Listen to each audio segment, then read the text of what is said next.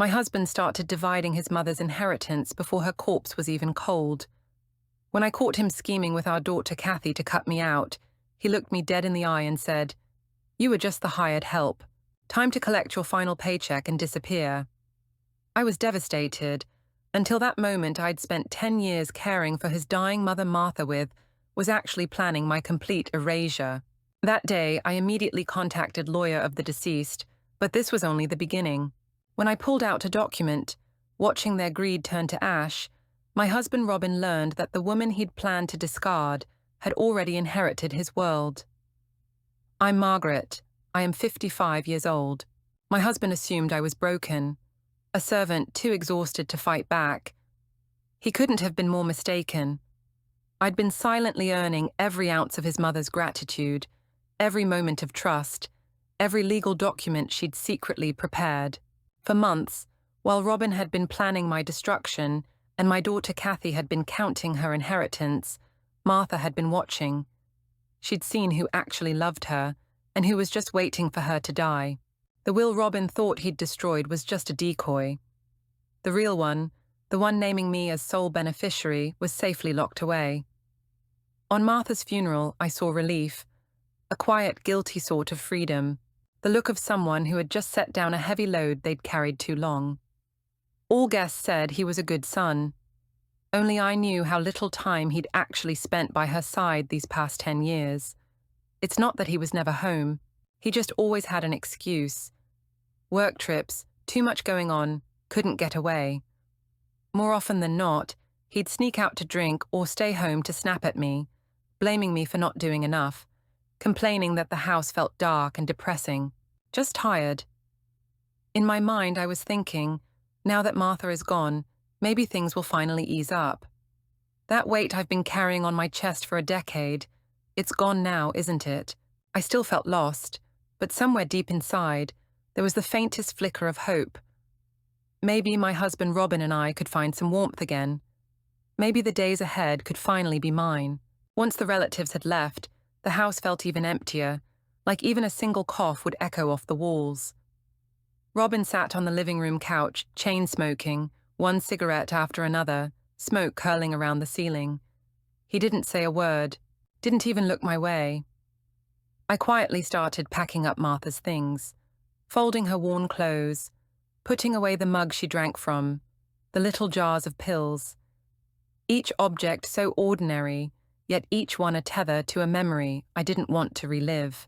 10 years, waking up at 5 every morning to puree her food, washing her, changing her pads, massaging her legs, applying ointments, wheeling her out to the balcony for some sun, waking multiple times each night to turn her, change diapers, prevent bed sores.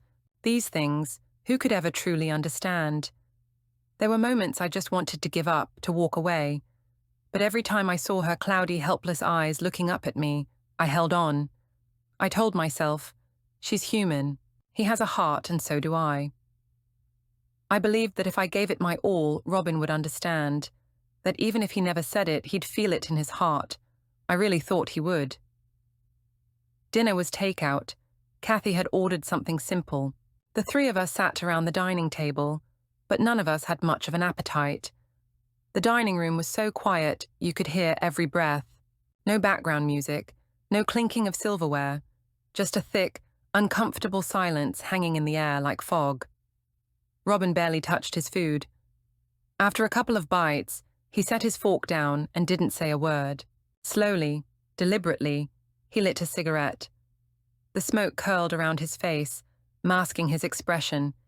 It felt like a fog wall had formed between us, separating us into two different worlds. He sat there in silence for a long time, tapping his finger against the table. Tap, tap, tap.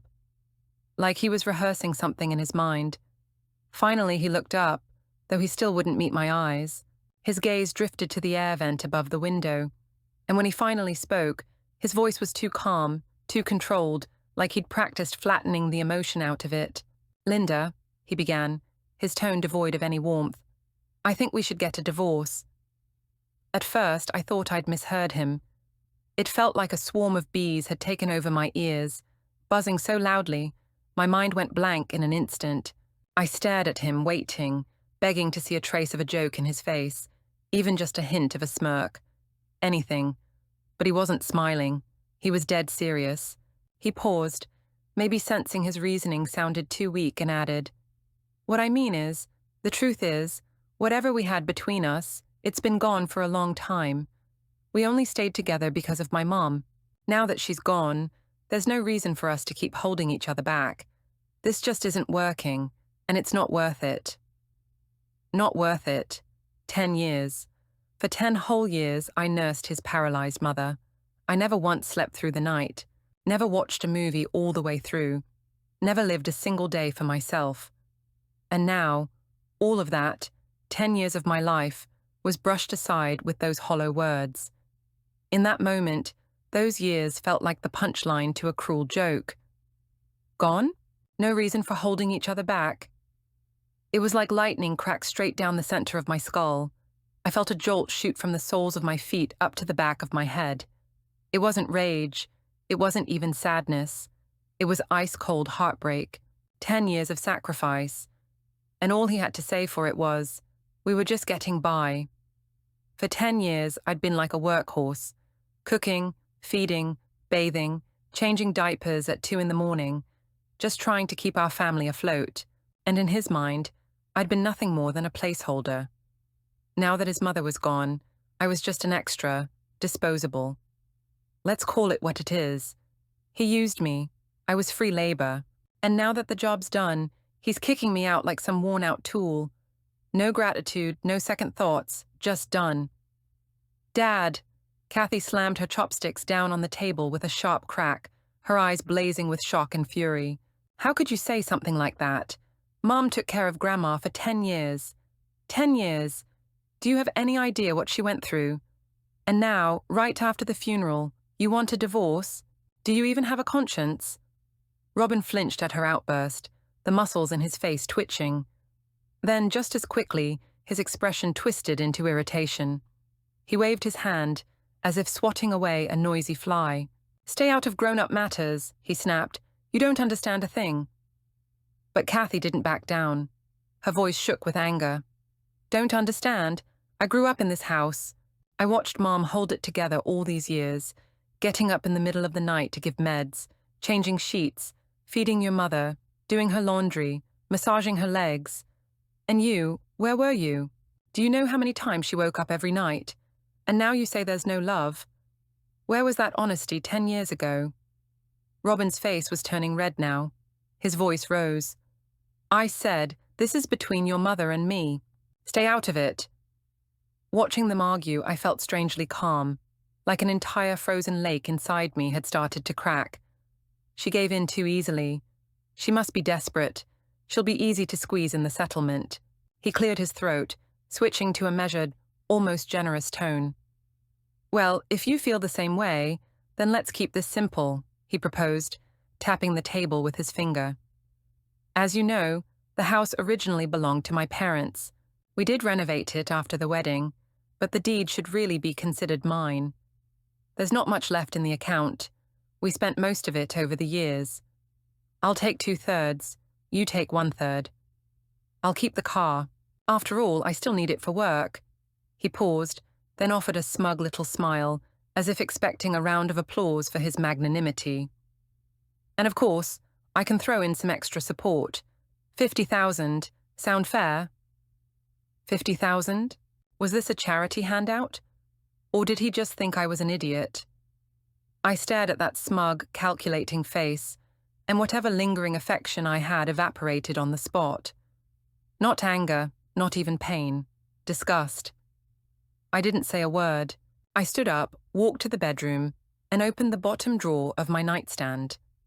I pulled out my ledger, along with years' worth of receipts, invoices, and a photocopy of the house deed. Back at the table, I dropped them in front of him with a thud. "You think I'm stupid, don't you?" My voice was quiet, but sharp enough to cut glass. "This house is joint marital property. The title has both our names on it. If you want to argue it belongs to your parents, you're going to need a will or some kind of legal proof." I flipped open the ledger and pointed to the densely packed rows of handwritten records.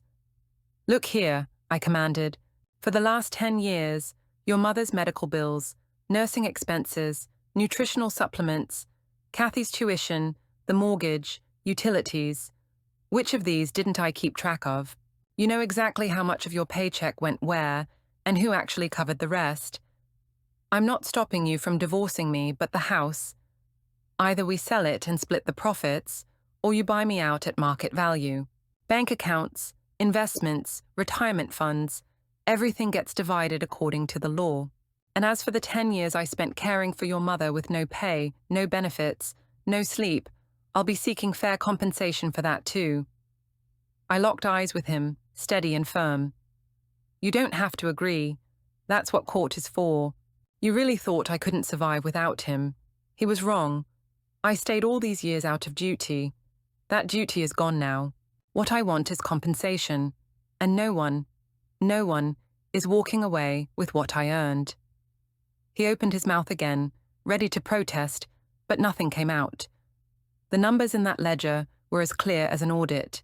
For the first time, I saw panic flicker in his eyes. And just like that, he realized the woman he thought was soft, compliant, easy to control.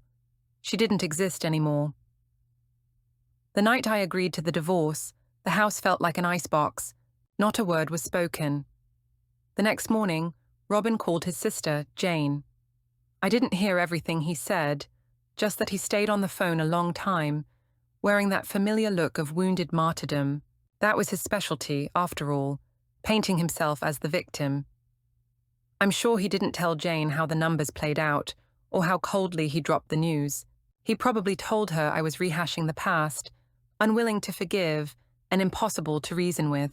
So, when the doorbell rang 2 days later, right around 3 in the afternoon, and I found Jane on the porch with 2 grocery bags in hand, I wasn't the least bit surprised. She wore an apologetic smile and held out the bags. "Some fruit, frozen pizza, a couple of bottles of wine," she offered gently. "I figured you probably haven't had the energy to cook lately, so I brought a few things." After she sat down, she rubbed her hands together, glancing between where Robin would have been and me before she finally spoke. "Linda," she began quietly, "Robin told me a bit about what's been going on. I know you've had a tough few years. We all saw how much you did for Mom. Really, we know." She paused, then softened her voice even more. "You two have been married for decades. You can't just throw that away overnight. Even for Kathy's sake, maybe don't make things so final. Mom just passed. This really isn't the time for divorce. It'll just look so ugly." She gave a small, nervous smile and added, "You know what they say, happy families, happy lives." I looked at her and stated coldly, "Jane, let me ask you something. When your mom was bedridden and needed constant care, where were you? How many times a year did you visit?" Funny how no one was quoting family values back then. My voice was low and steady, every word sharpened like it had been honed against 10 years of silent resentment. "And now that your brother wants to throw me out like yesterday's trash, you want to talk to me about grace, about forgiveness. You've got some nerve. This house was purchased after we got married.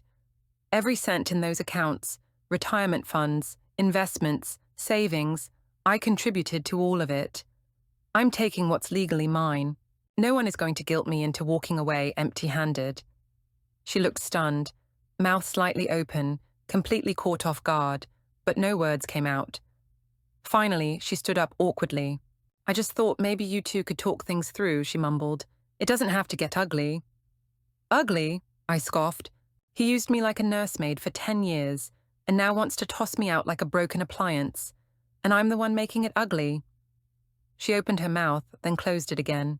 "I guess it's up to you two," she managed before grabbing her bags and making a hasty exit. After that, everything moved into legal proceedings. Following a recommendation from the community mediator, we both hired attorneys, and a full asset evaluation began. The house was currently worth about $700,000. Robin couldn't afford to buy me out, so he had no choice but to agree to list it. The net profit would be split evenly. Our bank accounts, mutual funds, and investment portfolios were all properly reviewed and divided by the legal team. I made sure to reclaim the jewelry I brought into the marriage, along with the heirloom bone china set. They might not be worth much, but they were a part of my history, pieces of a self I wasn't going to let vanish. On the day we signed the divorce agreement, we met at the family law office in the LA County Courthouse.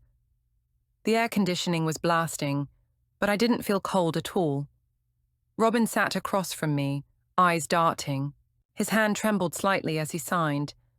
There was something unreadable in his expression. Maybe regret, maybe just the fantasy of newfound freedom. I couldn't tell anymore, and I didn't care. I checked every page, every line of the agreement, like I was reviewing a business ledger. The numbers, the clauses, everything had to be exact. Once satisfied, I picked up the pen and signed my name on the official divorce decree. The scratch of the pen against the paper sounded like the final stamp on a failed marriage. When I stepped outside the building, the sunlight was blinding.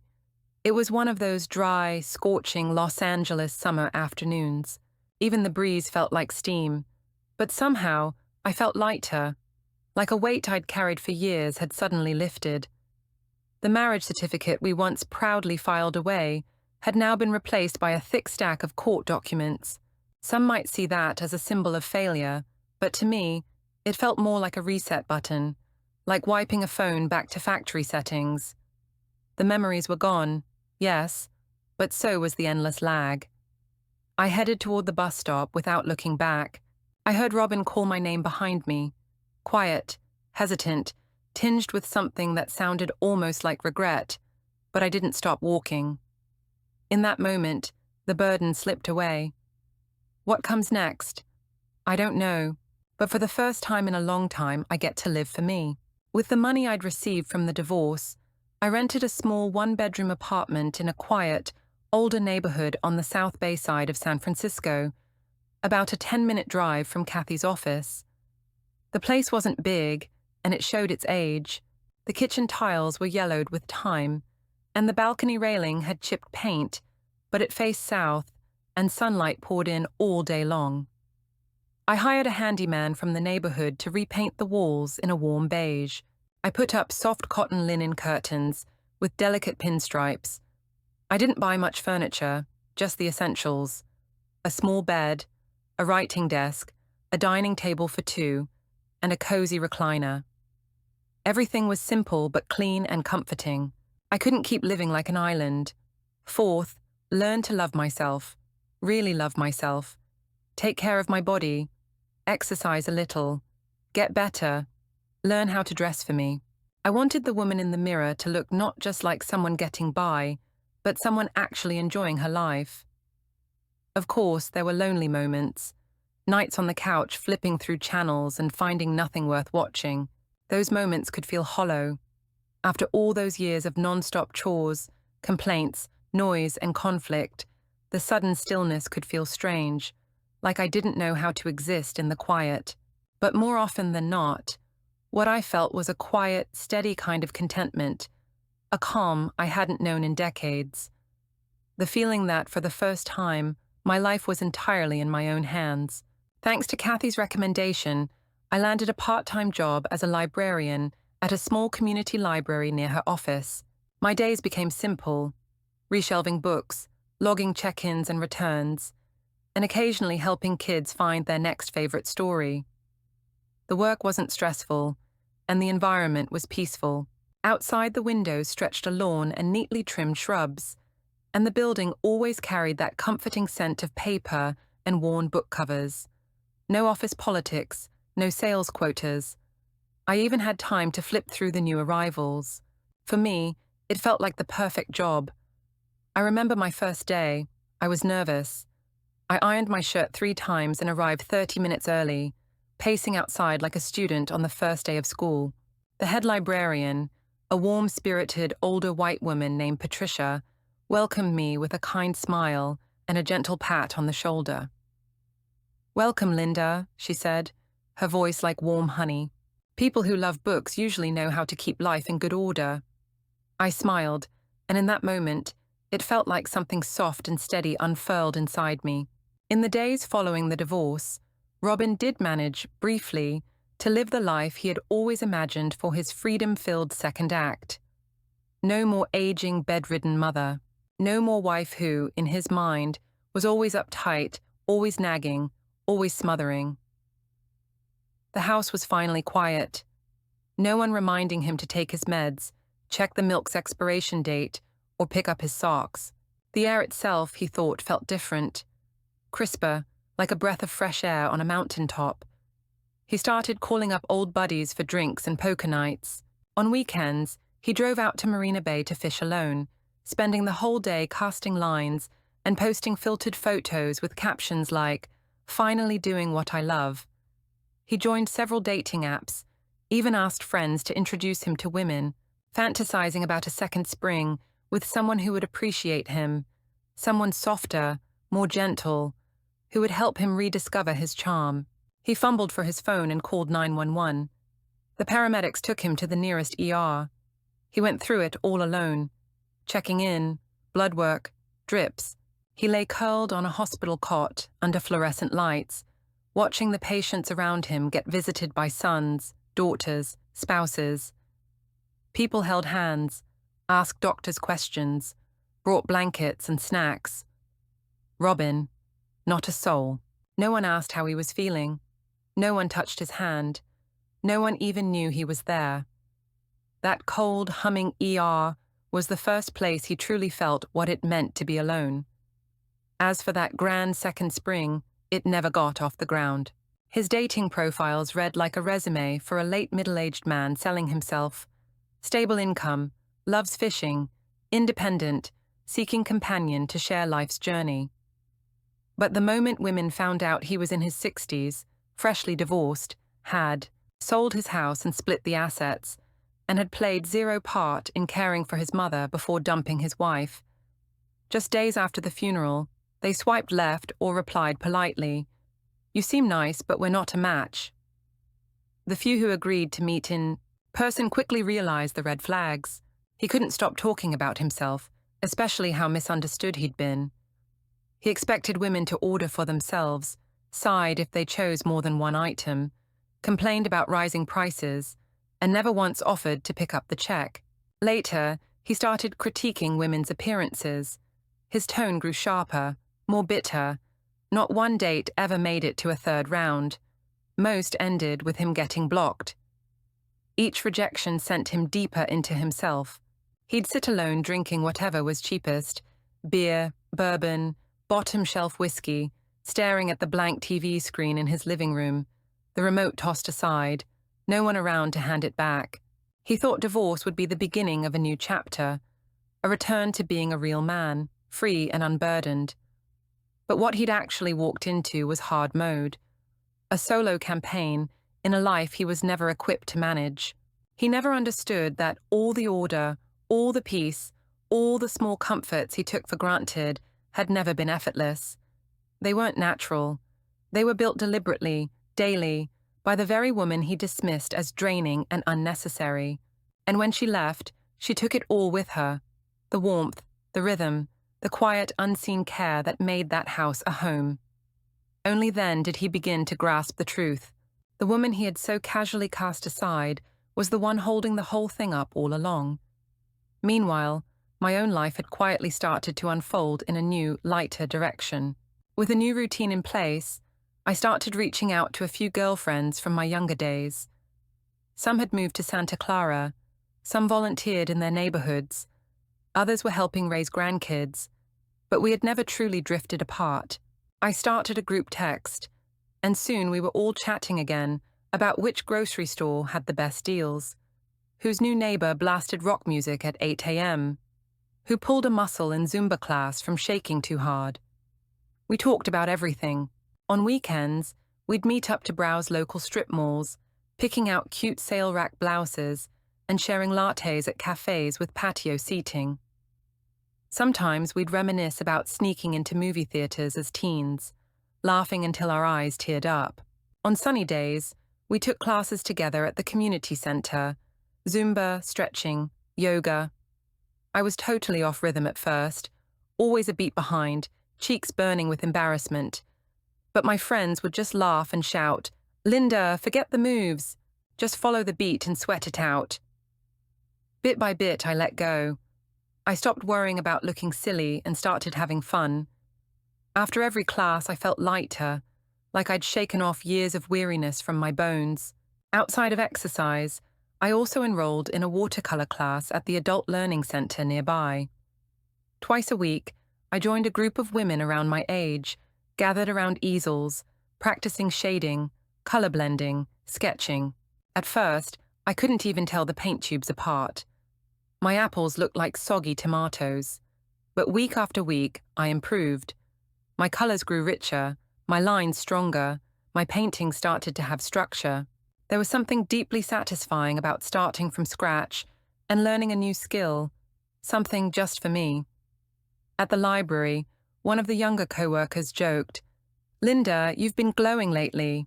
You look younger than my mom." I just smiled and didn't say much, but I knew the truth. That glow didn't come from makeup. It came from life finally filling me back up. I used to revolve around a kitchen. Now I revolve around myself, around my interests, my energy, my joy. And honestly, no investment pays off better than investing in yourself. He started calling Kathy again. At first, the conversations were casual, checking in on her work, asking about her schedule. But over time, his tone changed, a little softer, a little more hesitant. "How's your mum doing these days?" he inquired one evening. Kathy's voice was cool, measured. "She's doing well," she replied. 3 simple words, but they were a wall, firm and unmoving. "That's good," he mumbled. "I mean, she's living alone now. Is she getting used to it? Does she need anything?" "She has me, Dad." Kathy's voice cut clean, no hesitation. "She's doing fine. She's taking classes at the community center, goes out with friends, comes over for dinner sometimes. She's happy." Robin paused, then lowered his voice. Has she ever mentioned me?" There was silence. Then Kathy said, her voice firmer than he'd ever heard it, "No. And Dad, look, I know you're lonely. I get that. But please don't try to reach out to her again. For the first time, she's living a life that's actually hers. Just let her have that." Her words hit him like a bucket of ice water dumped over his head, dousing the last flicker of hope. That's when he finally understood. What he'd lost wasn't just a wife. It wasn't just someone who cooked and cleaned and looked after his mother. He had lost the only person who had ever stood by him without complaint for years, and he'd lost his daughter's respect along the way.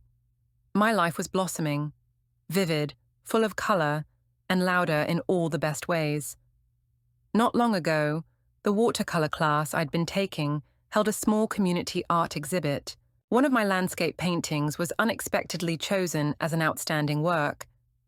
The prize was modest, a set of paints and a few new brushes, but the certificate with my name on it now hangs proudly on my refrigerator. Every time I pass by, I can't help but smile. It was a kind of happiness I hadn't felt in years, one rooted not in roles or obligations, not in someone else's approval of my sacrifices, but in something I had built with my own hands, through my own passion and effort, my own light.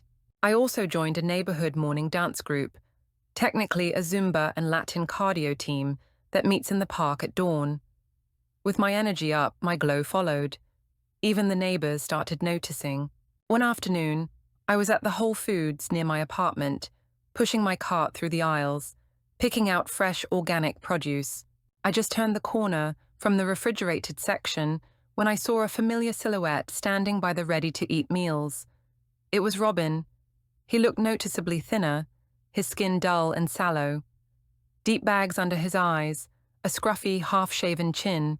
His jacket was faded to a tired grey, and his sneakers, filthy and cracked along the sole, hung loosely on his feet, one shoelace barely tied. He stood there holding a cup of low-sodium instant noodles, hesitating like he was mentally calculating whether it fit the budget. Me? I was wearing a navy blue dress, a crisp, clean coat, light makeup, and my hair, freshly trimmed and colored last week, framed my face just right. My cart was full of vibrant fruits, salmon fillets, mixed nuts, and leafy greens. My skin glowed. My eyes were bright. I looked like I had somewhere to be, and I did. A good life. When guilt and nostalgia failed, he tried the next tactic in his playbook, the backdoor route. He went to Kathy, tears streaming, voice trembling. He played the helpless card, told her his back pain was unbearable, his money gone. He begged her to talk to me, just to convince me to come by for a few days. "I know I messed up with your mum," he sobbed. "I let her down, and I let you down too, but I've got nothing left. Please talk to her. Just ask her to pity me, if nothing else." Kathy looked at him, really looked, and something flickered in her eyes, but her voice remained steady, unwavering. "Dad," she stated, "I can help pay for a caregiver. I'll even look into a decent assisted living facility. Supporting you is part of my duty as your daughter, and I won't turn away from that." Then she paused, her voice sharpening. "But don't even think about dragging Mom back into this. She's finally breathing again after giving up everything for you. Leave her alone." When that didn't work, Robin turned to Jane, his ever-sympathetic sister. He wept, dramatized, and spun his tale. Jane, bless her soft heart, got pulled right in. So, she showed up at my door, cake box in hand. "Linda," she began hesitantly, "I know my brother. He's done a lot wrong, but he's in a really bad place right now. Can't even feed himself. I just thought maybe, just maybe, you could be the bigger person." I was seated at my desk practicing watercolors. I set down my brush and looked up at her, calm, composed, deliberate. "Jane," I said, my voice even. The words "be the bigger person" sound noble. "But tell me, where were you the day he asked for a divorce? His mother had just died, and all he could think about was leaving me. Did you tell him then to think about the years of marriage?" Her face tensed. I continued, "He's Kathy's father. She'll do what she needs to. But me? I'm no longer his wife. The mess he's in now, that's his to clean up. I'm not stepping back in." "You're welcome," I added, "to repeat that to him, word for word." Her expression faltered. "You're right," she eventually conceded, her voice small. "Take care of yourself, Linda." I made it clear to Kathy, to Jane, to anyone who thought they could push me back. First, I would never remarry Robin. Second, I would never return to being anyone's unpaid caretaker. Third, the woman I was is in the past. The life I live now, it's mine. I even consulted a lawyer about a protective order. Then Robin cracked. He took to the internet, everywhere. He plastered our old photo, one taken years ago, and posted variations of the same sob story. 30 years of marriage gone. I admit I wasn't perfect. Now I'm alone, in pain. I just want to come home. He cast himself as the victim, me as the cold-hearted woman. And at first, some people took the bait. Comments trickled in. "This is heartbreaking. Linda should at least go see him." I didn't feel angry. I felt tired. I picked 2 of the most active platforms and posted a single public reply. "Thank you all for your concern," I wrote. "I'd like to clarify a few facts. Robin and I are legally divorced. All assets were divided. I personally cared for his bedridden mother for 10 years. He was rarely present. He filed for divorce 5 days after her burial, stating I was no longer useful. I've never spoken ill of him. I only ask that the loudest voice not be the most dishonest. If you truly care for his well-being, consider bringing him meals, helping with medical costs, or hiring a nurse. As for me, I won't look back. I don't recycle." Not a shred of venom, but every line was a hammer. And just like that, the tide turned. Comments flipped. 10 years of care and he leaves her. That's karma. Others dropped receipts, screenshots of his old group chats about gambling. The narrative he built fell apart in hours. By the 3rd day, Robin had deleted every post and quietly exited all the groups. His last resort blew up in his face. That silence I gave him, it wasn't absence, it was closure. The day Robin vanished from social media, I knew he finally understood.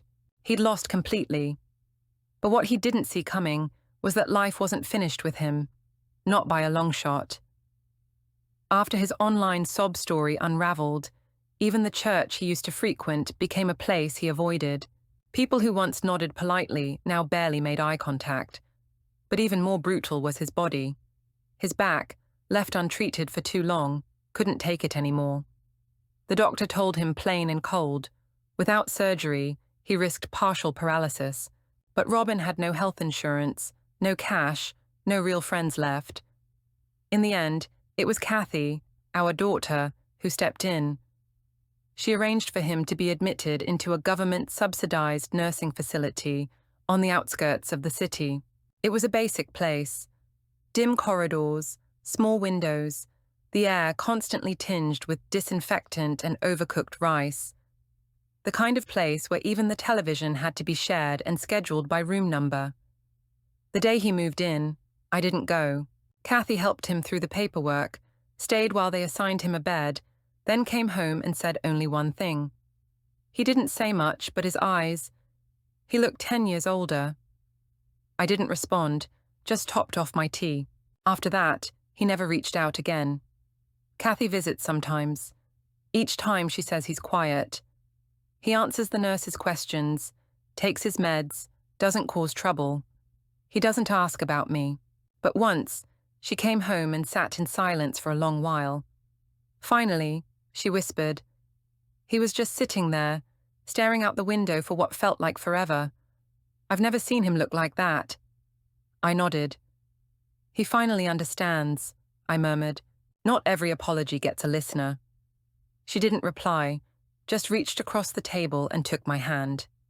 Life by then had settled into a gentle rhythm for me. My job at the library remained steady. Another one of my watercolor pieces was chosen for the spring exhibit at City Hall.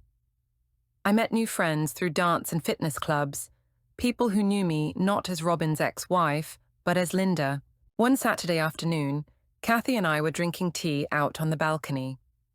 The sunlight was warm. A breeze stirred the small roses in my yard.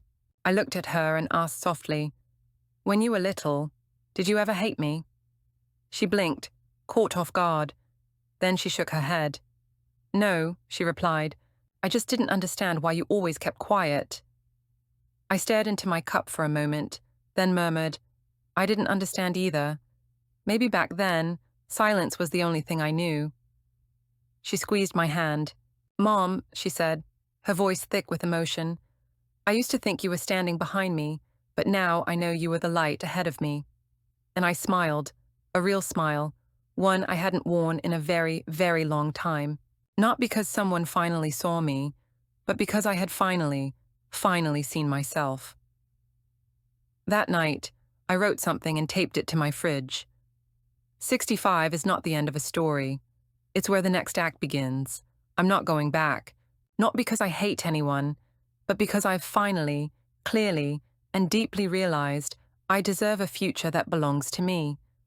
A future without pain, without guilt, without the quiet martyrdom of someone else's needs. Just me and a life I finally set on fire for no one but myself.